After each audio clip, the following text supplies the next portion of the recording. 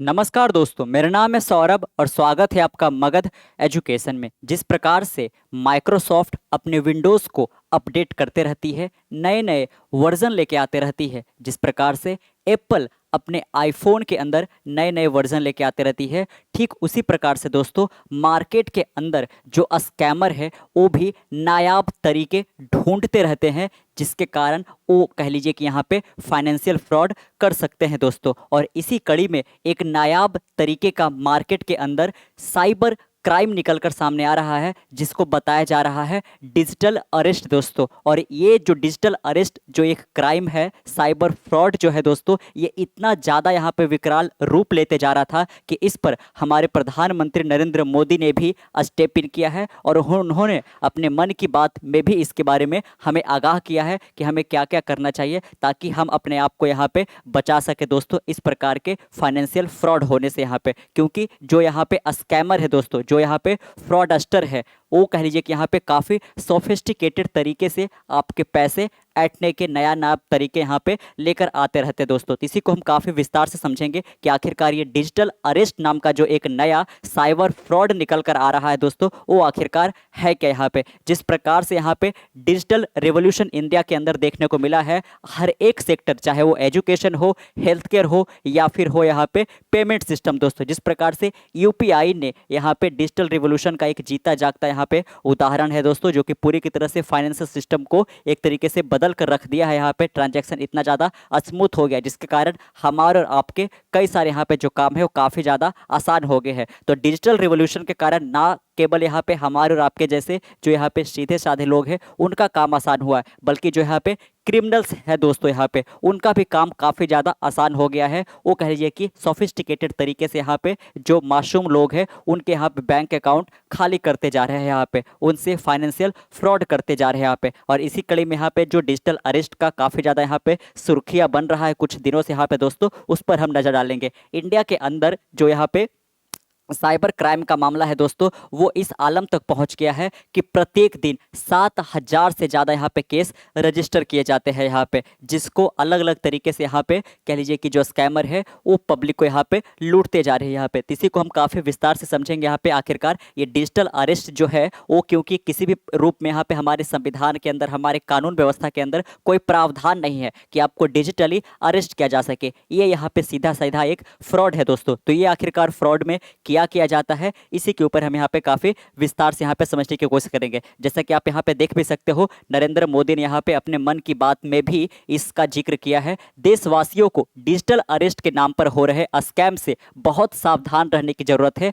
मैं आपको डिजिटल सुरक्षा के ये 3 चरण बता रहा हूँ, जिन्हें आप जरूर याद रखें दोस्तों। यहाँ पे तो नरेंद्र मोदी के द्वारा जो कुछ भी यहाँ पे कहा गया है डिजिटल अरेस्ट को लेकर यहाँ पे, उस पर तो हम विचार करेंगे ही। लेकिन अगर जो आपको लग रहा होगा कि हम तो पूरी तरह से यहाँ पे डिजिटलाइज्ड पर्सन है, हम काफ़ी ज़्यादा होशियार लोग हैं यहाँ पे, आखिरकार हमारे साथ कैसे यहाँ पे जो स्कैमर है वो यहाँ पे फाइनेंशियल फ्रॉड कर सकता है दोस्तों, तो आप गलत सोच रहे हैं कि ये जो स्कैमर यहाँ पे है ये आप ही के जैसे होशियार लोगों को टारगेट करते हैं दोस्तों। क्या डॉक्टर, क्या इंजीनियर्स, क्या साइंटिस्ट, हर एक लोग यहाँ पे इनके शिकार होते जा रहे हैं और अपना जो यहाँ पे मेहनत की कमाई है वो यहाँ पे इस स्कैमर के हाथों देते जा रहे हैं दोस्तों।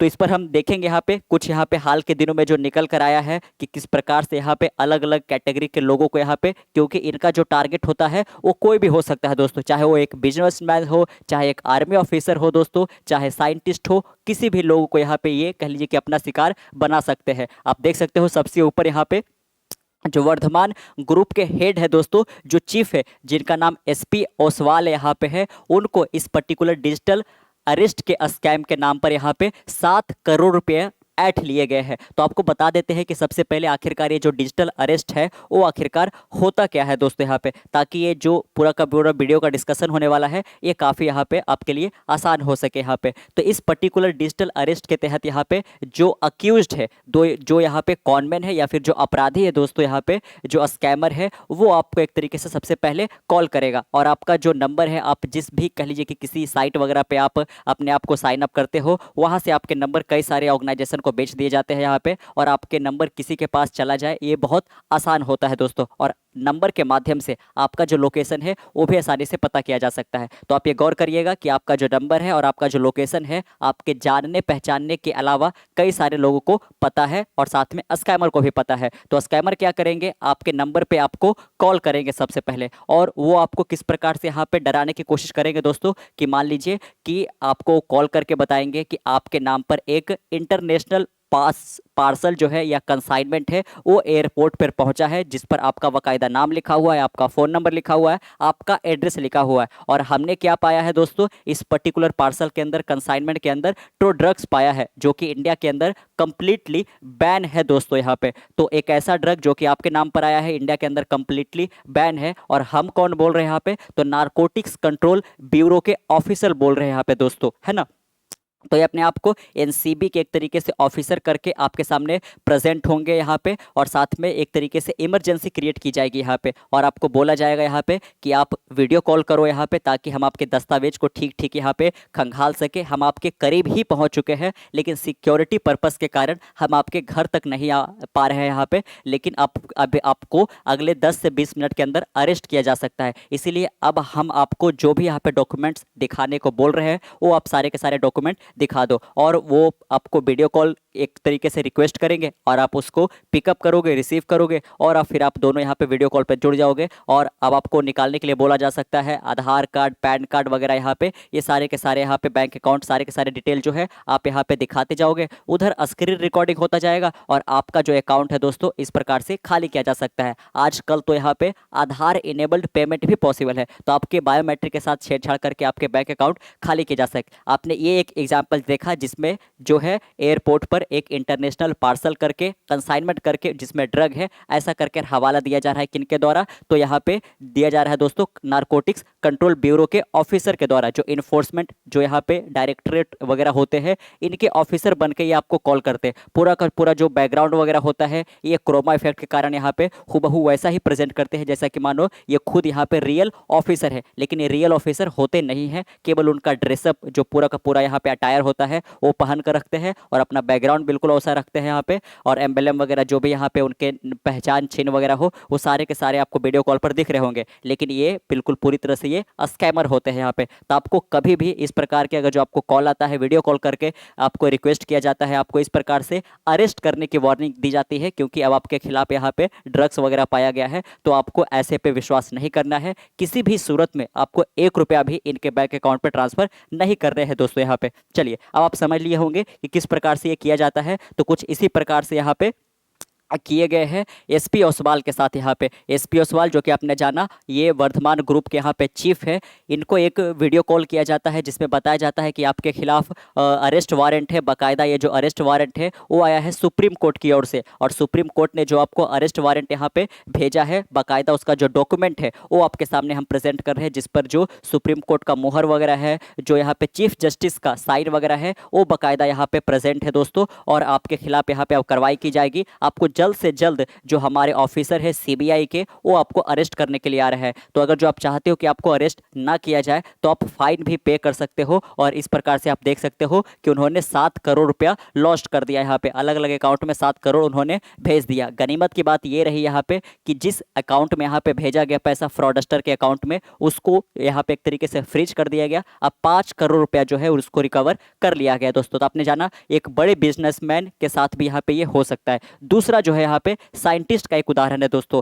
इंदौर के अंदर जो RRCAT एक जो ऑर्गेनाइजेशन है जो कि एटॉमिक एनर्जी, जो इंडिया का एटॉमिक एनर्जी डिपार्टमेंट है उसके अंदर आते हैं दोस्तों। इसके जो एक साइंटिस्ट है मध्य प्रदेश के इंदौर के अंदर RRCAT के एक जो एक साइंटिस्ट है जो कि एटॉमिक एनर्जी के अंदर ये संस्था आता है, वो साइंटिस्ट आप देख सकते हो कि करीब करीब 71 लाख रुपया यहाँ पे गवा देते हैं, और इससे जो स्कैमर है वो ऐठ लेता है दोस्तों। यहाँ पे ये किस प्रकार का यहाँ पे था, तो आपने एक नाम सुना होगा TRAI करके, यहाँ पे जो कि होता है telecom regulatory authority of India. यहाँ पे जो भी सिम वगैरह से रिलेटेड यहाँ पे होते हैं, आपके कॉल वगैरह यहाँ पे फ्रॉड वगैरह किया जाता है, तो आप इनको रिपोर्ट कर सकते हो यहाँ पे। तो एक इनको कॉल किया जाता है कि हम TRAI के यहाँ पे ऑफिसर बोल रहे हैं, और आपका जो ये फ़ोन नंबर है दोस्तों यहाँ पे वो कह लीजिए कि उस फ़ोन नंबर के माध्यम से कई सारे इलीगल वगैरह यहाँ पे काम किए जा रहे थे, जिसको लेकर यहाँ पे आपको फाइन पे करना है। और उन्होंने इस तरीके से यहाँ पे उनको डिजिटली एक तरीके से सर्विलांस के तौर पर रखा इनके वाइफ को करीब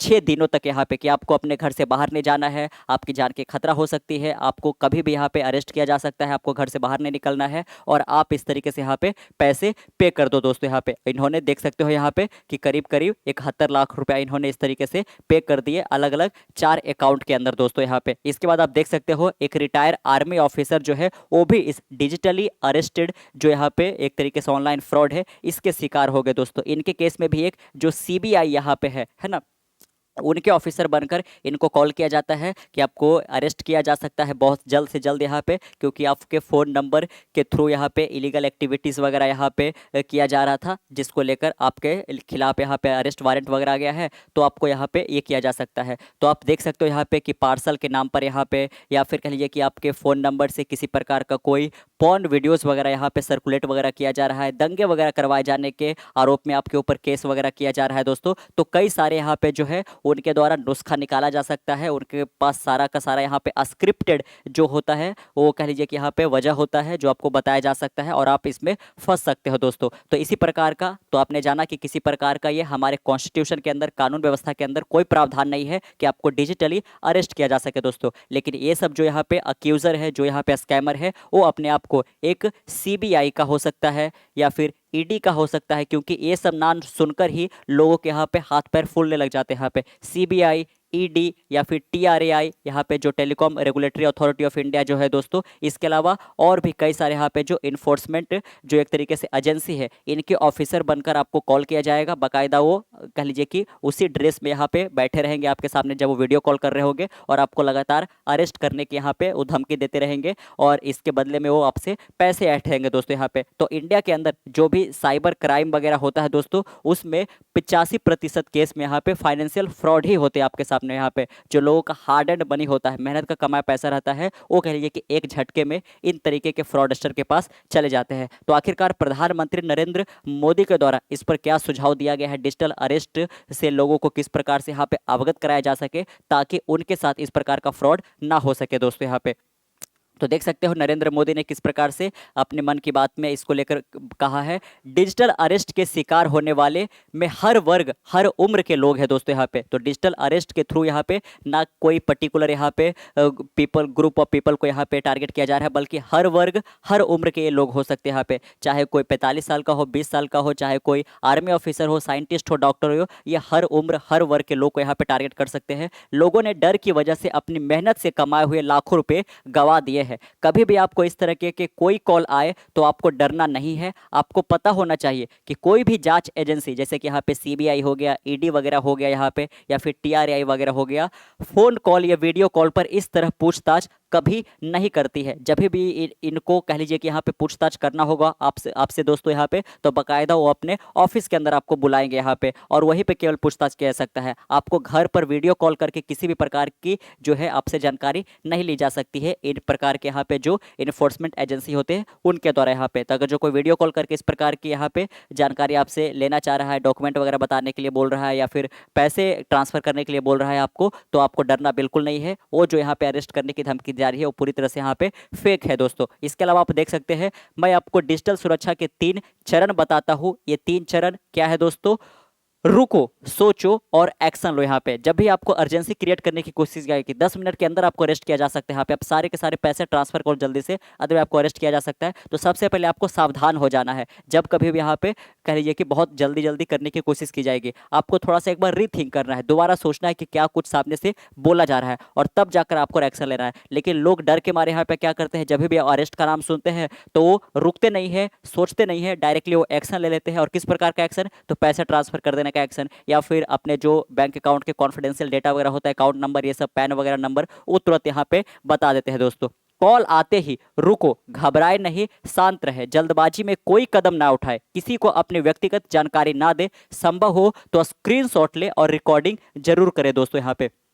तो जैसे ही किसी भी प्रकार का आपको कॉल आता है जो कि आपके जान पहचान में से नहीं है, तो आपको सबसे पहले रुकना है, किसी भी प्रकार से घबराना नहीं है। सामने से कुछ भी बोला जा रहा हो, आपको काफ़ी कूल एंड काम रहना है, शांत रहना है, जल्दबाजी में किसी भी प्रकार का कोई कदम नहीं उठाना है, और साथ में अपनी व्यक्तिगत जानकारी तो बिल्कुल भी यहाँ पे साझा नहीं करना है दोस्तों। और जो भी आपके सामने यहाँ पे एक तरीके से वीडियो कॉल के ऊपर है, उसका बाकायदा आपको स्क्रीनशॉट ले लेना है, या फिर आप स्क्रीन रिकॉर्डिंग जो है वो ऑन करके रख सकते हो, ताकि यहाँ पे जब आप कंप्लेन करने जाओ तो बाकायदा आप यहाँ पे स्क्रीनशॉट वगैरह सबमिट कर सकते हो। इसका दूसरा चरण क्या है कि आपको सोचना है। तो सबसे पहले आपने जाना कि आपको रुकना है, थोड़ा सा टाइम लेना है, उसके बाद आपको सोचना है। कोई भी सरकारी एजेंसी फोन पर ऐसी धमकी नहीं दे सकती है, ना ही वीडियो कॉल पर पूछताछ करती है, ना ही ऐसे पैसे की मांग करती है। अगर डर लगे तो समझिए कुछ गड़बड़ है दोस्तों यहाँ पे। तो आप यहाँ पे निश्चिंत रहेगा कि कोई भी जो इन्फोर्समेंट एजेंसी है, सीबीआई, ईडी वगैरह हो गया, वो आपको वीडियो कॉल पर किसी प्रकार का जानकारी जो है वो नहीं मांग सकती है। तीसरा चरण क्या है कि लास्ट में अब आपको एक्शन लेना है।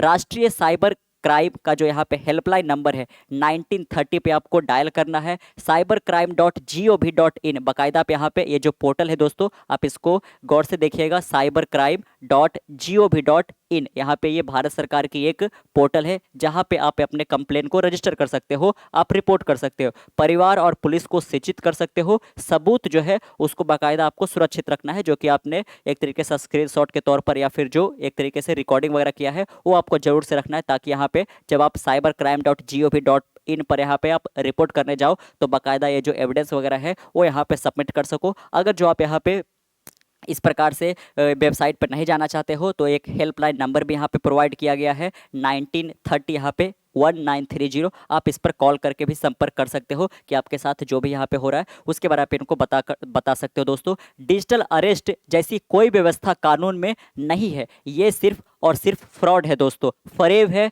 झूठ है, बदमाशों का गिरोह है, और जो लोग ऐसा कर रहे हैं वो समाज के दुश्मन है। डिजिटल अरेस्ट के नाम पर जो फरेब चल रहा है उससे निपटने के लिए तमाम जांच एजेंसियां राज्य सरकार के साथ मिलकर काम कर रही है। इन एजेंसियों में तालमेल बनाने के लिए नेशनल साइबर कोऑर्डिनेटेड सेंटर की व्यवस्था की गई। यहाँ पे देख सकते हो बाकायदा यहाँ पे कि इस प्रकार के जो फाइनेंशियल फ्रॉड होते हैं, डिजिटल स्कैम होता है, ऑनलाइन यहाँ पे जो फ्रॉड होता है, इससे निपटने के लिए भारत सरकार कई सारे राज्य सरकार के साथ यहाँ पे मिलकर लगातार यहाँ पे कदम उठा रही है दोस्तों। और इसी के लिए यहाँ पे नेशनल साइबर कोऑर्डिनेटर सेंटर की भी व्यवस्था की गई है, ताकि यहाँ पे लोगों के हार्ड एंड मनी को यहाँ पे बचाया जा सके। अगर जो आप यहाँ पे देखना चाहते हो कि किस प्रकार से वीडियो कॉल पर खुद को रिप्रेजेंट करते हैं, तो इसका जीता जागता उदाहरण आप इस फोटो में देख सकते हो दोस्तों। कि अगर जो इनका हाफ ड्रेस आप देखिएगा दोस्तों यहाँ पे है ना, तो देख सकते हो कि इनका जो हाफ ड्रेस है वो किसी एक पुलिस ऑफिसर का रखा है, लेकिन पीछे से आप देख सकते हो किस प्रकार से व्हाइट पैजामा पहन रखा है। ये किसी भी प्रकार का ये पुलिस तो बिल्कुल भी नहीं है, लेकिन ये वीडियो कॉल पर केवल अपना ये इतना ही शक्ल दिखाएगा दोस्तों जितना कि पासपोर्ट साइज फोटो में आता है,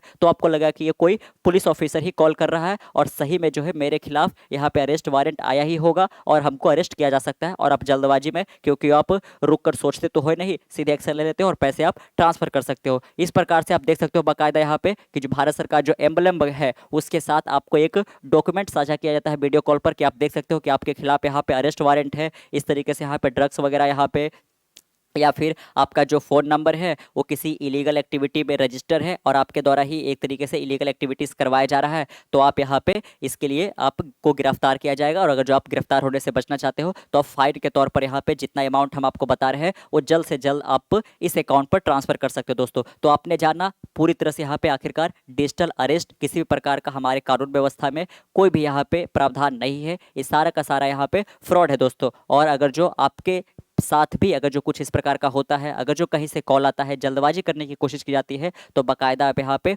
1930 जो एक हेल्पलाइन नंबर है यहाँ पे, वहाँ पे कॉल कर सकते हो, या फिर cybersecurity.gov.in पर यहाँ पे रिपोर्ट भी कर सकते हो। याद रहे कि आपके पास सारा का सारा जो सबूत वगैरह है स्क्रीनशॉट के तौर पर वो उपलब्ध होने चाहिए दोस्तों यहाँ पे, तो आपको बिल्कुल भी घबराने की जरूरत नहीं है। तो ये जो वीडियो था वो पूरी तरह से यहाँ पे आपको आगाह करने के लिए था, क्योंकि इन स्कैमर का हो सकता है कि अगला टारगेट आप हो सकते हो। कैसा लगा आपको आज का वीडियो नीचे कमेंट बॉक्स में जरूर बताइएगा। मिलते कल एक नए वीडियो के साथ, तब तक के लिए keep learning keep growing. This is Saurabh signing off से नेक्स्ट वन। Bye bye.